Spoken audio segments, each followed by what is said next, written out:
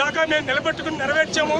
కానీ ఇదే పట్టుదలతో మా సంస్థని ఈ దేశీయ తాలూకా ప్రధాన కార్యాలయం విశాఖపట్నం నుంచి అటుపక్క రాష్ట్రానికి ఇటుపక్క దేశానికి మా యొక్క చేదోడు వాదోడు నిలబడతామని, అలాగే ఈ రోజు కార్యాచరణకు దించి మేము ప్రతినిత్యము కూడా ఉధృతం చేసి మా యొక్క సంస్థని ప్రైవేటైజేషన్ బారి నుంచి తప్పించుకుని మళ్ళీ ప్రభుత్వ రంగ సంస్థ కింద ఉంచడానికి మా వంతు సహకారం చేసుకుంటూ మీ ఎందుకు మాలో ఉన్న యూనియన్లు అయితేనేమి, మాలో ఉన్న అసోసియేషన్లు అయితేనే అందరూ మూకుమ్మడిగా ఒకటయ్యి మా సంస్థను మేము కాపాడుకోవడానికి కంకణం కట్టుకున్నాం. మీరు కూడా మీ వంతు ప్రకారం దీన్ని ప్రచారాన్ని చేసి మా యొక్క జీవితాన్ని రోడ్డు మీద లాక్కుండా మీరు కూడా కాపాడాలని కోరుకుంటూ సెలవు తీసుకుంటాం.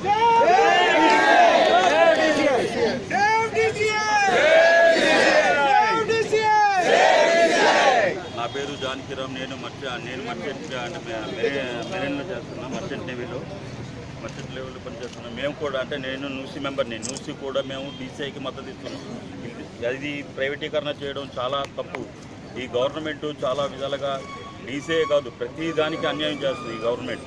కనీసం ఇప్పుడు ఈ ధర్నా చేస్తున్నామంటే పిల్లలతో ఆడవాళ్ళు ప్రతి ఒక్కరు ఎంప్లాయీస్ రోడ్డును పడవలసి వస్తుంది.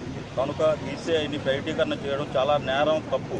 దీనికి మేము చాలా విధంగా అడ్డుకుంటాం, చాలా రకాలుగా కూడా అడ్డుకుంటాం గవర్నమెంట్.